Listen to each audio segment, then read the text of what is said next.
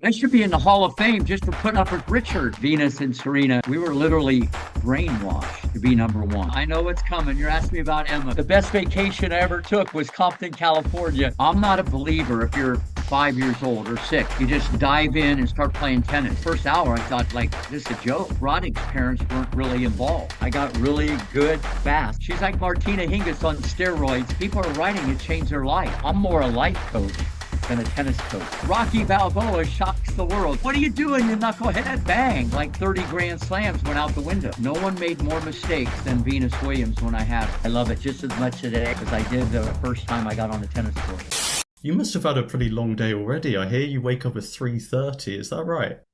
You're close. I wake up at 2. 2?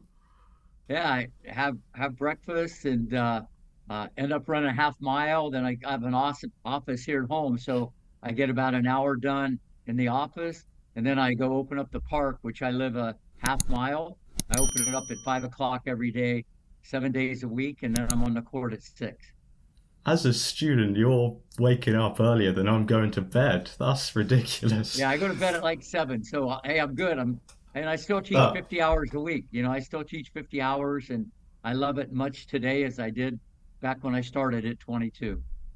that's brilliant. Honestly, I've seen some videos and clips of you online, and I mean the energy and the positivity and the engagement you have on court just 100% of the time just blows me away. It's incredible.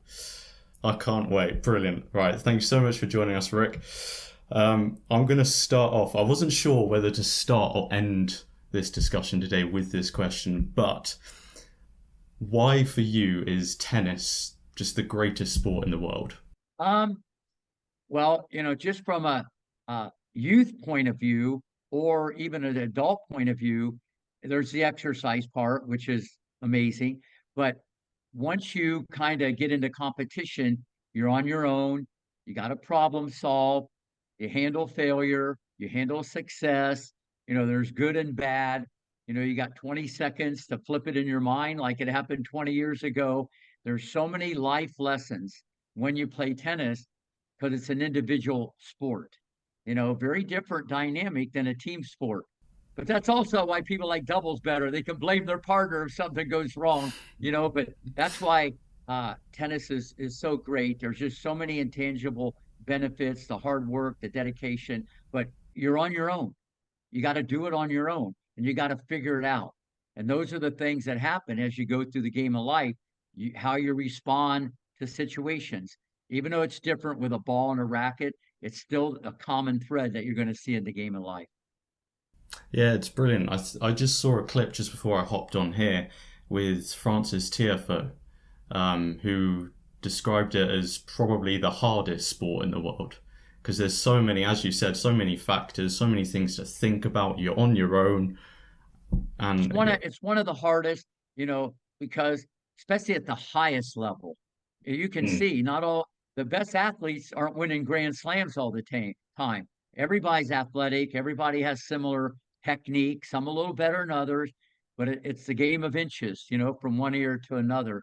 And it's how you handle those moments. And they just master mind control. And like I said, that's going to help you, as you go through life. So I want to talk a little bit about yourself. You picked up a racket for the first time at 12, is that right? Yeah. 12 years old. Yeah, I actually, I grew up in a small town, Greenville, Ohio, 20 miles southwest of Dayton, Ohio. I actually was a very good golfer.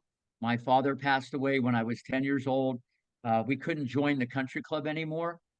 I went down to the local park, had a tennis racket, um, hit against the wall. I love the sound of the ball hitting against the wall. And it always came back, Wally's undefeated. Wally's undefeated. And I just fell in love with the game, and back then that was what late 60s or whatever. There tennis was just kind of getting going a little bit. And I just fell in love with the game. Uh Not very many people played in my hometown.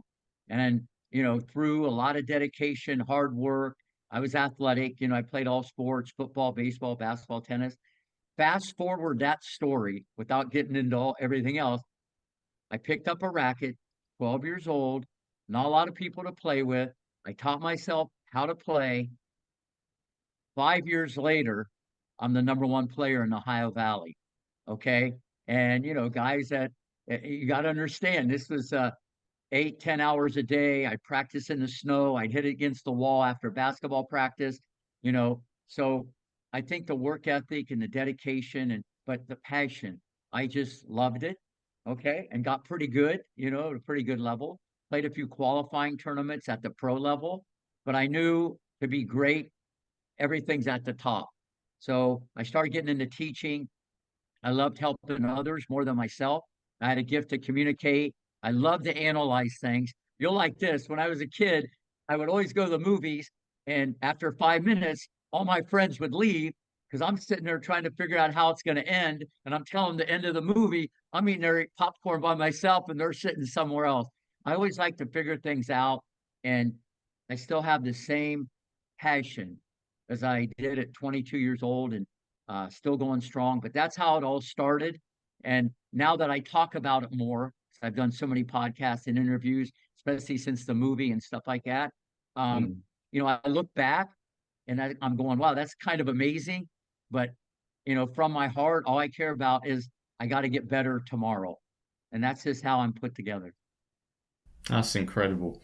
So you said at 18 you got to number one in Ohio, that's right? A certain part of Ohio, West Virginia, so Kentucky. So yeah, I got really good fast because I was athletic, and I was mentally very, very strong, and played basketball. That was the best thing for my footwork, and I'm in the Hall of Fame in my high school for basketball and tennis. Um, but tennis set me on a course the rest of my life. Yeah, something I want to touch on a bit later actually, all the other different sports you played before and during your tennis journey. But you started coaching at 22, is that right? Yeah, well, I was always helping people even when I was a teenager because I was the best player in my hometown. I didn't know what I was doing. I was just kind of helping people out, but I really got like my first job around that time in Troy, Ohio, about 20 miles from Greenville. And I'll never forget this. The guy who was the head pro, uh, after the first week, he said, "You're going to be one of the greatest teachers of all time." And I'm sitting there, this guy was like 70 some years old. I'm going, I was still wanting to play, but he just saw that something. And, I didn't think anything about it, but I think he saw how I work with any age, any level, any ability. And I just, whatever someone had inside, I was on a mission to get it out of them, and he saw something. You can't read a book, to get better. That can help you. You always got to keep getting better. But I'll never forget he told me that. And then fast forward that story, I'm still going strong. And like I said, I love it just as much today as I did the first time I got on a tennis court.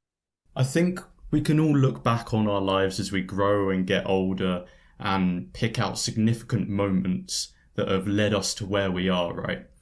And I want to ask, is there a moment, perhaps even recently, outside of your uh, famous success stories, that confirmed for you that, yeah, I made the right choice? This right here, me being on court, coaching these kids, this is what I was here to do.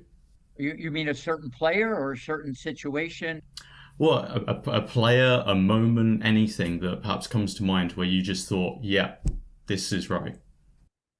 Um, Well, obviously, I've had, obviously Capriati and the Williams sisters and Sharapova and Roddick and Messina and Pierce and Kennan. And I could go on and on. Casper Ruud's dad. I could go on and on with so many players that I've coached. But obviously, the best vacation I ever took was Compton, California. And not a lot of people can say that. And why I went out there, I have no idea. I've never done something like that in my life. They either come to me or I see them at a junior tournament. But Richard said, "Hey, Rick, I promise I won't get you shot. We're still great friends. I see him all the time." He's just and I don't know. Look at that decision. And when I saw what I saw eventually, obviously we changed history. So obviously that decision was a huge thing for me because I just fell in love with the girls. They were like my own daughters. But to back the truck up, the best decision I ever made was coming to Florida, becoming the director of tennis at Greenleaf Golf and Tennis Resort, in 1980. It's the Miracle in the Orange Groves, off a beaten path in Haines City, Florida. I turned it into a mecca. I had Tommy Ho, the most dominant junior player ever, won the nationals at age 15 at the 18s as a 15-year-old in 1988, a record that still stands today. And I had Capriati at 12 years old. She won the 18s that same year in 88. I had the daily double, both of them. Those records still stand. And from their success, then many other kids came. I said, let's start an academy. I don't want people living with me though, just my cat. That's good enough for now. And then the Williamses come, and I'm still doing exactly the same thing, as I did back then, because I know a lot more, obviously, especially about biomechanics. But I think going to Greenleaf, being in a year-round warm weather environment, that was always my goal, to do that. And I don't regret any decision that I made my whole life because I never look in the past. Because if you look in the past, you get past. I always look forward because I want to keep going forward. Well, you sort of touched on my next question, which was how do you reflect on your role in so many successful players' lives and journeys in the sport? And you mentioned quite a few of them there, Roddick and Capriati, and you've been a part of so many great players' journeys. And well, I guess you've already answered it. How do you reflect on that? I haven't really talked about that. I don't really look at it like that, but obviously, because I've done 400 podcasts and do a lot of TV stuff, and people ask me more and more about that. And I just, I don't know. I think I just want to help people so much. Whoever is on the other side of the net, that hour, that minute, that second, that's my favorite student. So if I taught you, that'd be my favorite student. That's the way my mind is. They think it's Venus or Serena or no, it's not like that. And I when I look back, I say, wow, but there's been over 300 kids win national titles, people you probably never heard of, and they've won all the junior grand slams, And so there's a lot of things that I've been a part of. And to me, I'd rather build the box than sit in the box. A lot of guys are waiting on third. You kind of got the product finished. I mean, if someone's already won 10 grand slams, you just don't want to mess it up if you start coaching them. You know what I mean? That's an easy thing. But to put it together, one grip, one backswing. But what I do is I extract greatness. I'm more a life coach than a tennis coach. I get people to move mountains, jump over fences, get them to believe. I make confidence before they get confidence. I instill courage. One grip, one backswing, one mindset can change the course in someone's career. And this is what I do. It's not in the water, and you have a big impact on players when you can do reconstructive surgery or you can change that muscle memory at a young age. As they get older, it's a little tougher. And what I was saying is the best compliment I ever had was from Venus and Serena, at the red carpet at the after party. They said, Rick, we were literally brainwashed to be number one. Now you got to have the athleticism and you got to have some other stuff, but the environment that I created, to extract greatness, think big. We never talked about 12-year-olds or 13-year-olds. We were talking about, Davenport, or we were talking about Hingis or Capriati. We were always talking about people on the tour. It's a whole different way that I coach and to get people to believe, especially if they have the athleticism. So when they said that was huge. You know what I mean? That's it. That's it. Like we're supposed to be there. We're great athletes. We are going to be number one. Now you got to have the thoroughbred if you want to win the Derby. That doesn't work with a donkey, even though you can make the donkey really good. Uh, that's probably the best compliment ever, and I think that's very telling. I just love that philosophy of, despite the great players you've coached, the most important one just being the one that's there with you right then and there. I just absolutely love that. And I want to move on to a bit of your coaching journey and your philosophy now. So the course that I'm doing at university involves coaching and teaching. And just recently we've touched on this idea of early specialization. So this idea that of kids being selected from a very young age to specialize in one sport in order to become an elite athlete. And I know that obviously you picked up the racket very late, but you were involved in other sports before then. And I think just recently, Yannick Sinner, he was an elite level skier before he became a tennis player. I just wondered what your thoughts on that is compared to someone who was forced to, well, not exactly forced, but someone who did just specialize in tennis. No, I love this question. It's right in my wheelhouse, especially coming from the background that I came from: football, baseball, basketball, hockey, golf, and then eventually tennis. Because everybody said, "Oh, you got amazing footwork. You're light on your feet, like you're on eggshells." And no one taught me how to move. A little bit of that could be genetic, but it's also enhancement from other sport. Any parent or coach that's watching this, you want to make the player, number one, the best athlete you can. Get him involved in other stuff, soccer, basketball. I mean, anything with movement and competitiveness. You want to make the person the best athlete you can. Enhance the eye coordination, the competitiveness. Listen, you don't know where they're going to gravitate to. I'm not a believer if you're 5 years old or six, you just dive in and start playing tennis. Okay. You need repetitions. It's all about the repetitions, but it's the right repetition. That's a whole nother podcast about the technical or the biomechanics, because everything in life is in the eye of the beholder. But you want to make them the best athlete. If I showed you the Williamses worked out every day with a professional boxer, they did hula hoop, they did juggling, they did throwing exercises, and they were already athletic. They didn't need it, but I wanted to make them more athletic. And that's why Richard, loved me and we got along so good. I was just like very different the way I look at things. So everybody should make them, number one, the best athlete they can instead of a tennis player. Okay, that comes later on. You do have to pick one item off the menu, and it's going to be tennis. Okay, then you got to dive in with the tournaments and the repetitions. I get all that. But the more you can do, you mentioned Sinner. You could talk, all these guys have a soccer background. And I'm not saying it wouldn't work the other way. It's just been my experience. And the way I go about doing this, I like them to do a lot of things. They learn a lot of different things along the way. It enhances athletic ability, because on the tennis court, you're just going to enhance your racket skills and your tennis movements. But other movements make it more natural for you to get to the ball off balance, out of position. The rest of the world is lobbing, and Sinner's hitting a cross court backhand winner. Those innate qualities that you get from other sports, they shine. And I'm just telling you, it's very important. Number two, the role of a coach or a parent. You want to make them the best competitor you can.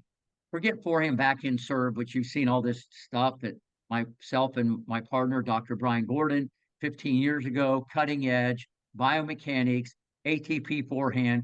Everybody's rewrapped it and regurgitated, but we are way ahead of the curve. We still are with how mechanics should be done. But forget that. A, make him the best athlete. B, make him the best competitor. Those two things alone can win a lot of matches. Then, if you get optimal technique on that type of athlete with good genetics and a good serve, a lot of good things are in the oven. You briefly mentioned just you seeing things differently, and as a coach, I believe it was Chris Eubanks who remarked his time spent commentating actually helped his game last year. And would you say coaching and approaching the sport from that outside lens looking in has helped you as a player, or or has it just improved your game or understanding of the game better? Yeah, I think you always got to look at it from a different vantage point. I even have some of the juniors help the little kids. I have them feed the ball. I have them give pointers. I have them help out the little kids so they see what it's like from the coach's point of view, patience, understanding, and they have more an appreciation. So I think everybody needs to do that more and more and more. But at the end of the day, no one has been on a tennis court, okay, since age 22, more than Rick Macy. And still, and I never had a lesson in my life. And here it is at age 69. No one teaches more in the whole United States than myself every week. So there's a lot there because I just been on the court. I know how to say it, when to say it, why to say it, not a wrong way or a right way. There's a better way. I learn every single day from the student, from the parent, instead of this is my way. I got, ideas on certain things, but I'm flexible and adaptable. Like Venus didn't want to do the backhand the way I wanted. No problem. I looked at it, I digested it. I said, hey, our contact point doesn't deviate. What people look as a liability, I'm looking at this could be a weapon, especially when she hit the open stance down the line. I could go on and on and on. But there are common threads from a science point of view that have to happen.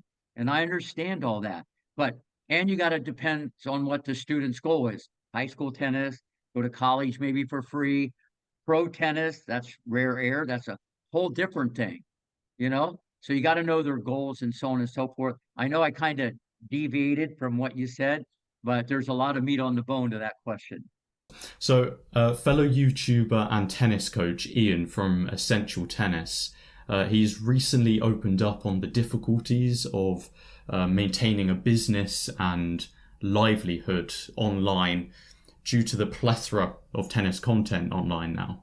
And I just wondered, with so much information out there, have you found it to simply enrich your students' experience, or has it confused or led them astray in some way?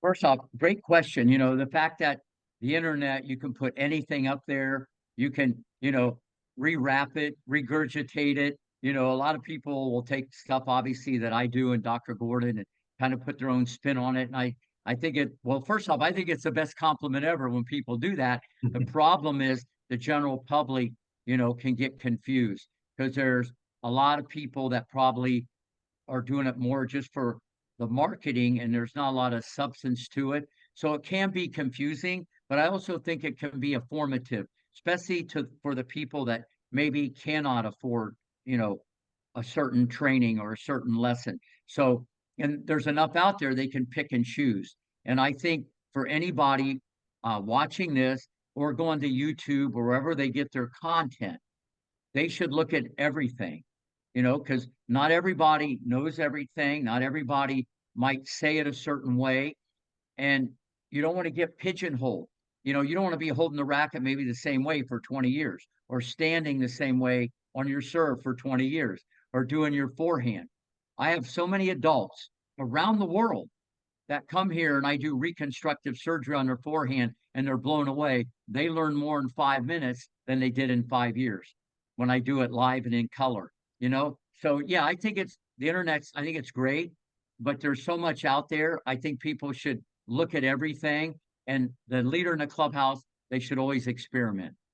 Right, just to cap off this, conversation about your coaching and your coaching philosophy and everything, I'm starting my own coaching journey here in the UK. I've just got my level 1 LTA qualification. Do you have any words of wisdom for us that are looking to go down this path? Absolutely. You gotta have passion. You gotta love it. You can't mail it in. You gotta always be on time. Okay. And you gotta continue your education every day.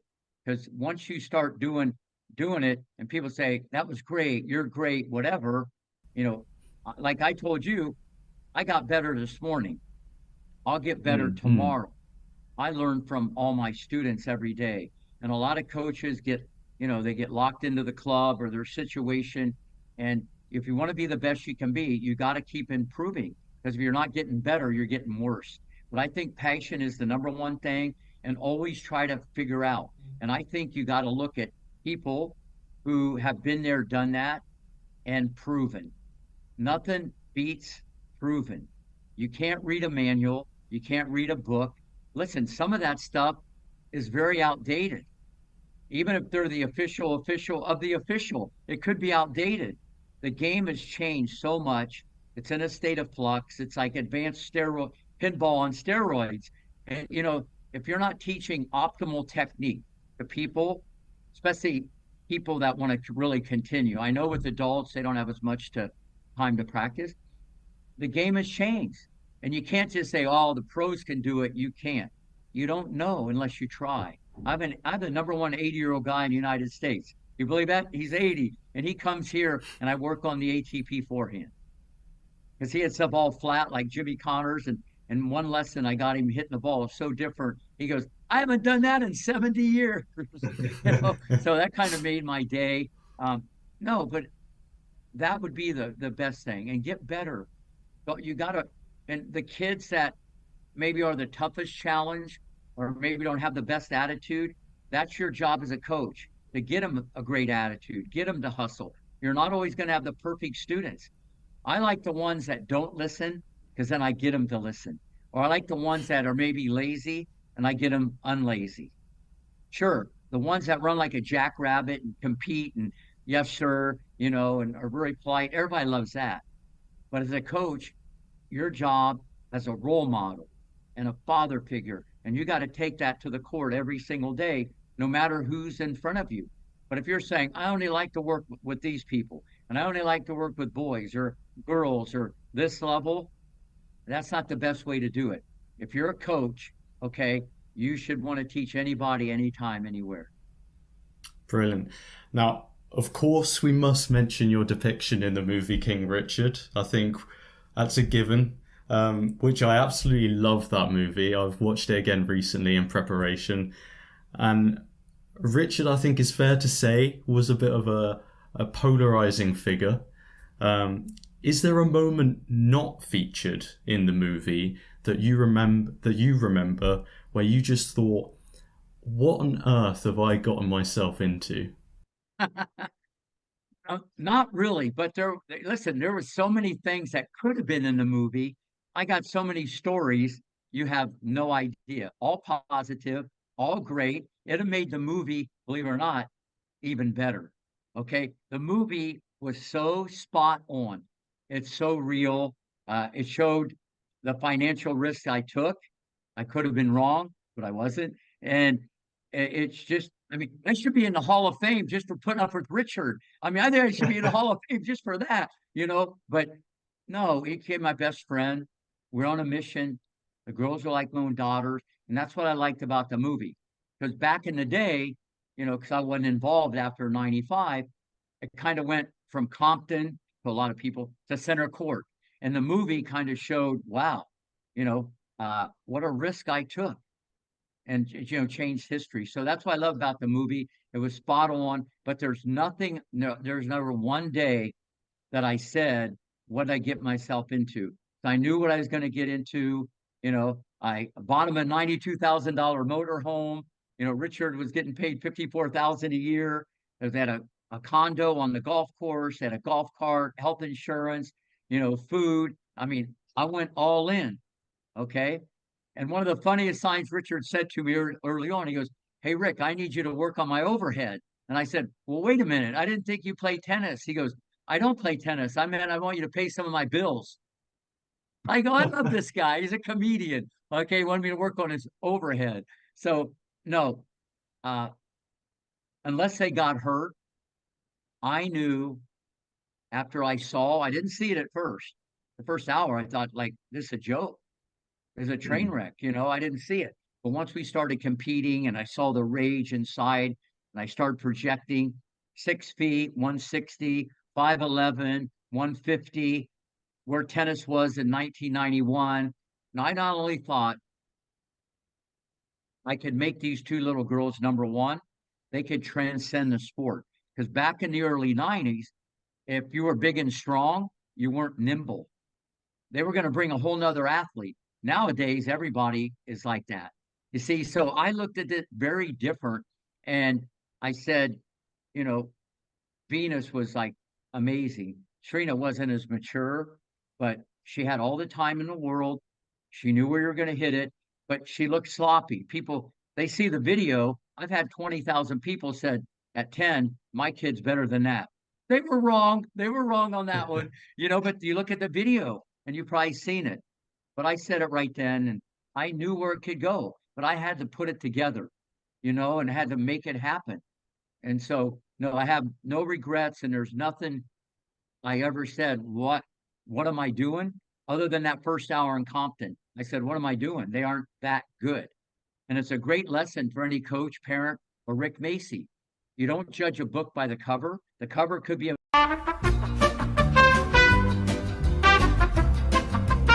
I really enjoy reading these posts of yours, just revealing these small nuggets of information about the early years with Venus and Serena. And you put one out recently about the hardest worker on the court being Richard. And he obviously did a lot for his kids. But today we've seen a number of struggles with parents being involved, maybe too much in the careers of young guys and girls on the tour. How do you view the role of parents for a professional player on tour? Yeah, well, first off, great question. No one knows this movie better than Rick Macy. Obviously, having Richard Williams, Stefano Capriati, Jim Pierce, Moschina's dad, Sharapova's dad, Kennan's dad.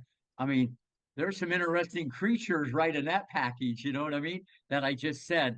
So listen, it happens a little more, what I've seen, daddy's little girl. The fathers are more protective with the girl. The boy, it's a little different dynamic. Like Roddick's parents weren't really involved. You carry your own water, you do your own thing. So I took this long ago. The parent should be involved. They got to be supportive. Okay. They got to be the backbone. But unfortunately, tennis is one of the easier sports to teach for a parent. You hit it in the net, aim higher. You hit it out, more topspin. The parents get so involved. They even start telling me what to do. So don't feel bad when they start telling you what to do. I mean, it's kind of crazy. But Richard, that was different. He always treated them like little girls. And he was always about life lessons. And there was always a lot of hugging and kissing. And they brought their books to the court every day. And if it rained, go up in Rick's office and study. And every single night, good, bad, happy, sad, Rick, thank you very much. And they'd give me a fist pump. Serena, when she was mad, it might be a little harder. I mean, she was like a pit bull, okay? Venus was a little more gentler. Serena loves it when I call her the pit bull. So it's like he was a master psychologist. He really was. He was rough. He was tough. He was locked in, loaded, ready to launch. But there was balance. Other parents don't get it. They don't get it. And that's why me and Richard clicked because I knew all this stuff. And so he was the master, and he kept everybody off balance. But the way he treated those girls, that was a big reason why this worked. Because I just respect him so much as a dad, because I have 3 daughters. So at the end of the day, the parent needs to understand it's part of a journey. It's a game of life. Okay, things could be a lot worse. They want the instant gratification so they can talk at the cocktail party. Remember, to any parent watching this, it's junior development, not junior final destination. But let's face it, if you don't win a lot, they're going to go somewhere else. We've all seen that movie. The parents have to understand takes a long time to build the house.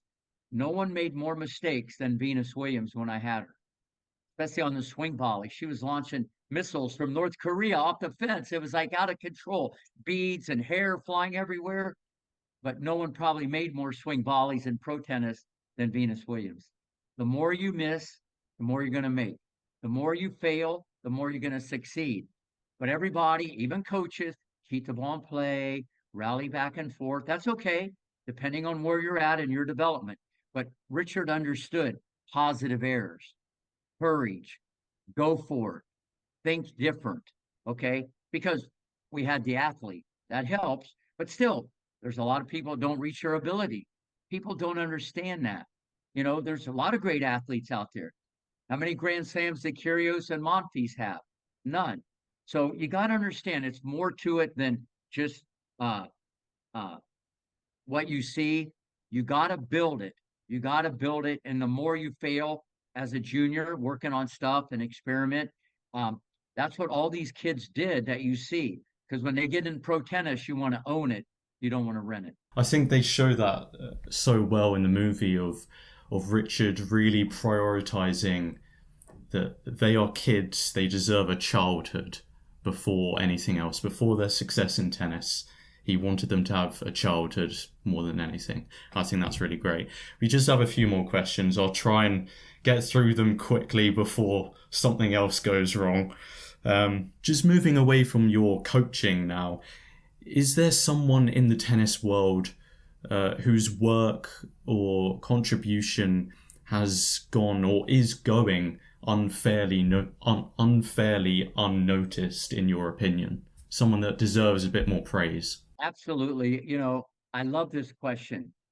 One of my best friends, okay, the smartest guy on the planet, Dr. Brian Gordon. He's a biomechanist. He did his thesis on stroke mechanics. This guy's a wizard. He's the wizard of it, not the Wizard of Oz. I mean, this guy is brilliant and he'll break it down microscopically, every fiber in your body, how to optimize, especially the three big ticket items, the forehand, backhand, serve. And I just, I, I have so much respect and admiration because he's a scientist, he's a doctor. And let's face it, a lot of those type people, they don't get as much credit or accolades as maybe someone who has the capabilities to market it or have a better video guy, or their parents have money and they can give them, if they embellish like all that in perception in the outside world, that guy's really good, but he's limited. But someone like Dr. Brian Gordon, he's the smartest guy ever. I've seen everybody, I've heard everybody, I got a feel for a lot of things. This guy is so good with stroke mechanics. Okay. Mm. It's unbelievable. It's unbelievable and how he can expedite the learning curve. So he would be one that comes to mind. Um, and I'm sure there's many, many others that we've never even heard of that really contribute because they have a great attitude, they care, they're dedicated, they give 100%. They can motivate. That's a big thing in coaching anybody because one word can change a child's life. And so there's so many people out there. I think everybody has something to contribute, you know, but there might be a few of us out there that maybe can uh, say it and present it a little bit different and expedite the learning curve. And it's not the window dressing like all the awards you've won, or you're on YouTube all the time, or you coach a Grand Slam champion. That's different. I think a lot of developmental coaches who put Humpty Dumpty together, the cards you're dealt with at a young age, a lot of times those are the cards that you go to on the pro tour. There might be modifications or adaptations or adjustments made.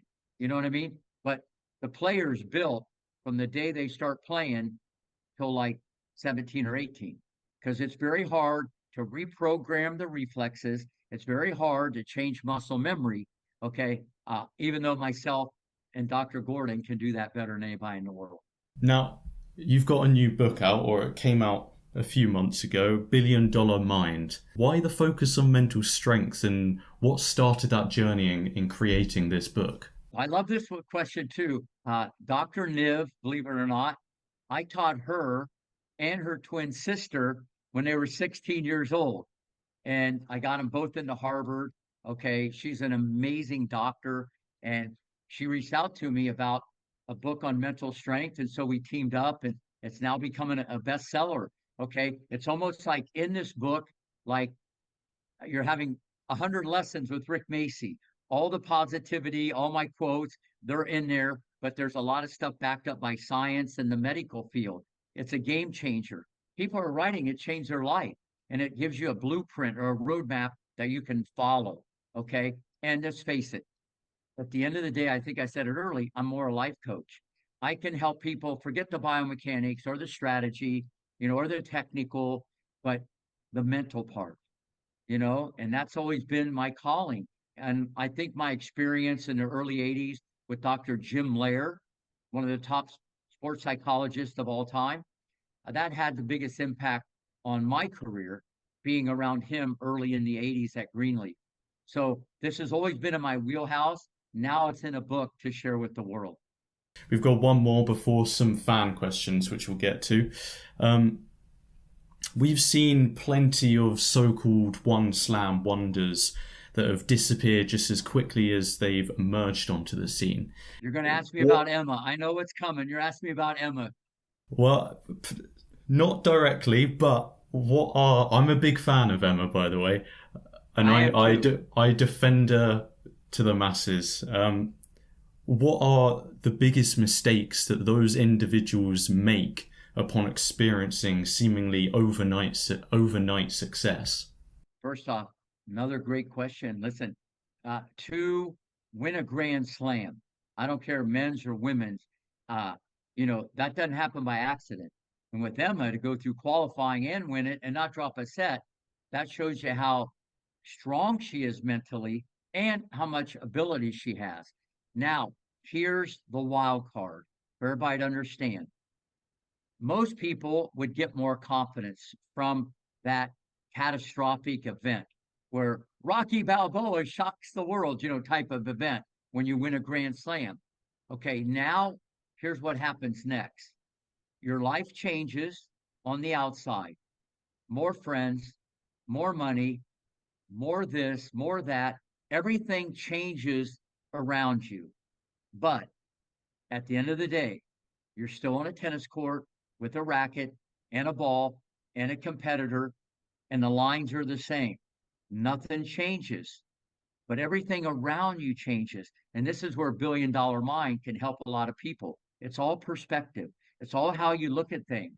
I tell people all the time, what you may see is different than Rick may see. So that's a whole nother discussion. So it's all perspective. So, but everything changes around you. But if you're a great competitor and you have a good team around you to help you with this, you need to have a different perspective. And if you think how easily I broke it down, nothing changes unless you let it, because you're still a competitor first. You know what I'm saying? But everything outside of tennis, because you're doing that more than actual playing tennis or actual training, can affect you. You could get complacent, might not work it hard, or you look at things differently. Like now you're the chosen one, or you're being hunted instead of hunting others. All this stuff can go in your mind, but it's all how you have perspective. And that's why you need good people around you that understand the mental part and can give you advice. It's not just working harder, going to gym. No, that could actually hurt you because you're going at it physically. And let's face it, you still got to do that to get better, but it's more of a mental thing because nothing has changed on the court, but everything has changed around you. It's perspective. I've just got a few more fan questions, which we'll get through quickly. Just a few selected from quite a few submitted in. So Puru asks, how has the approach to playing tennis evolved over your time as a coach? And I'll just add on to that, where do you see it going in the future? Well, first off, the athlete has changed dramatically. Just like football, baseball, basketball, tennis, the athlete is very different. Everybody's quicker, faster, stronger. Sports science had a big thing to do with this, nutrition, stretching. So all this stuff has made a different athlete, because you can even look back in the 80s or 90s, it almost kind of looks like in slow motion. If you look at players today, but if those champions were playing today, I think they'd be still champions because they had the mindset. So the game has just gotten so much faster and quicker. Movement is a premium. Stroke mechanics is a premium. Okay. And that's probably the biggest thing besides the athlete. Then the technology. You get more for free. You get more power, you get more spin. The technology has changed dramatically than a wood racket or a graphite or whatever back in the day. So those are the biggest changes. And people, they are just so much more athletic and explosive, and power has kind of trumped everything, especially with the men and serve and stuff like that. And I don't see any of this changing unless you use a different ball to slow the game down. They're not going to do anything with the rackets because they're selling these to a lot more people than pro players, and it's all about getting more for free, the power. But the ball might be it's come into play to slow it down a little bit. They're not going to change the dimension of the court. I doubt it. That'd be pretty radical. Okay. So I just see it getting quicker and faster. But regarding tennis in general, I think you're going to see more serve and volley. I think people are going to come to the net more simply because a lot of these baseliners, they're standing, if we're playing in Florida, they're standing in the UK to return serve. Some of these guys are closer to the fence than they are, and it's easy to come in like to volley. So I think you're going to see that come more into play. uh, the chip forehand and backhand, the chip forehand, because you got to play more defense and you got to live another day. So I think that comes back into the forefront. And then I have to mention Alcaraz with the drop shot from outer space, the generational talent. He's not only changed the game, okay, for the pros, sprinkling more drop shots, he's changed the way you teach the game. Now it seems like it's been endorsed, or it's like more on the menu, the drop shot, where before, if you did it and missed it, it's like, what are you doing, you knucklehead? Why are you trying that low percentage shot? Now it's like you got to have it part of your toolbox. So I see that's where the game is going, but I do see more net play coming into the equation. But because it's so much about movement, especially on the women's side, I think power, like you're seeing from Iga and Sabalenka, that's going to carry the day and that's going to continue. But then again, the way I teach people, like I have the number one 12-year-old from Ukraine who's in Europe. She's here with me, and an 8-year-old, another one from Ukraine. I teach them different. I want them to drill it, but I want them to chip it, dip it, flip it. I want a lot of stuff going on, but power trumps the day, and I think that's going to continue for the coming years. Combining a question from Ange and Egoed here, how did you develop your tennis knowledge and how has your coaching changed over the years? What do you do to stay ahead of the curve? Well, first off, I haven't changed as a person. What I mean by that, I still have the passion, the drive. I'm the first one to work. I always try to get better. So my mindset has always been to get more knowledge, but that could be slippery slope because you got to get the right knowledge.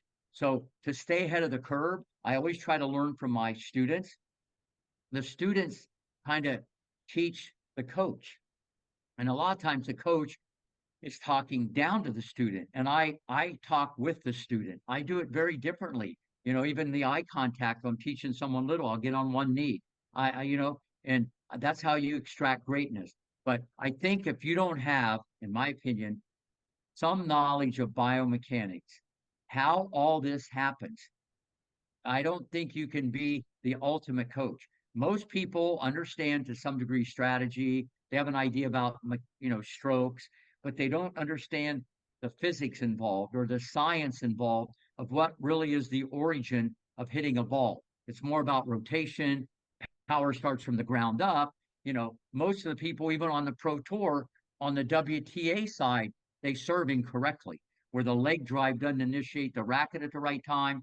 You got to see this at 400 frames a second. I've looked at more video than anybody, except probably Dr. Brian Gordon. So I'm always trying to evolve, and the game, because the game's getting quicker. So I think you got to have a deep understanding of biomechanics, but you can't come across on the court like a scientist. You got to explain it depending. It's different. If I have an 8-year-old or a 12-year-old who's #1 in the world, or I'm teaching someone on the pro tour, which I work with about 25 girls. Okay. It's like everybody's different and you can't be the same coach to every person. You can have common threads, but you got to just keep evolving because if you're not getting ahead, you're getting behind. Right, last one before I'll wrap things up. So Zero Dimension 98 wants to congratulate you on your Coco Gauff prediction last year, where well, a lot of people were very doubtful of her, and you predicted her to go on and win the US Open. Do you have another prediction for her, or just another player that you'd like to throw out there? Yeah. Well, yeah, I just think women's tennis is very fluid. Iga is the leader in the clubhouse. She's proven 4 Grand Slams in her back pocket. I know Sabalenka has 2 now. Iga's more dangerous on clay with those brutal angles. She's like Martina Hingis on steroids. She can whip those angles and torture people. So, and she has a little more time to hit the forehand with that grip. And regarding Coco, I know the dad well. The little brother's in our academy, great athlete, great high school, middle school quarterback. Um, but her forehand's a little dodgy. I think it's always going to bubble up and be an issue. But her foot speed, she's the best athlete on the pro tour. She hits a bad shot. As you know, if you can move, you can get out of jail. Where if you can't move, you might get there a little late. So, and she had a lot of confidence from the summer and things broke her way. I think the sky's the limit, okay, for Coco. And the reason why, unreal worker, great, great, great competitor. Her backhand, okay, is money in the bank. I guess it depends what bank you got it in, but I like her backbone better than her backhand. She has one of the best serves on the tour. Her slice serves trending like Serena. I like that, but forehand's a little dodgy. So that's hopefully maybe at the end of the year, I might collaborate with them and I'd love to teach her the ATP forehand. And I think she'd be rock solid. But yeah, she's going to win multiple Grand Slams because it's kind of fluid. Sabalenka can kind of go in and out, and it's just fluid. Remember, Serena went out the door a few years ago. Ash Barty went out the door. Osaka went out the door. Bang, like 30 Grand Slams went out the window. And now you had a vacuum and just Iga. And no one's been there, done that. Now Sabalenka got another one. So it's fluid, and you're seeing that right now. So, yeah, I think she'll win multiple Grand Slams. People have to understand there's 19 reasons why she's going to win a lot of Grand Slams. It's because she's 19 years old. Yeah, people forget that. She's been out there. She's 19. Alcaraz is 20. People can't, it's not where you start, that's where you finish. Always remember that. Yeah, as you say, I think everyone forgets that because she's been around for so long. Like if I think, I remember a match against Venus at Wimbledon. Like There you go. that seems aeons ago, and she's still only 19. That's incredible. Just to finish things off, then, something very quick. I'm sure you've been asked to do something like this before, where you build your perfect player and you like pick one shot from anyone on tour, anyone retired kind of thing. Starting with the serve from all of tennis history, whose serve are you taking to face Novak Djokovic? Well, I'm not going to count Isner because not a lot of people are going to be 6'10", or I'm not going to take Opelka because a lot of people aren't going to be 7 foot. That's an easy one. Andy Roddick. He had the highest percentage and the highest speed. Okay. His serve was so good biomechanically, the way he uses the ground. Uh, you know, so it would be Roddick serve. And if you want me to go down the assembly line, it would be Federer's forehand and it'd be Djokovic's backhand. As long as I could get players with those 3 big ticket items in that neighborhood. Because Djokovic biomechanically has the best backhand. There's a bunch out there. Okay. The best one-handed backhand, it's not even close. It's Stan the Man from Switzerland. But I just did something with the Wall Street Journal today. And they want to know if the one-handed backhand's extinct.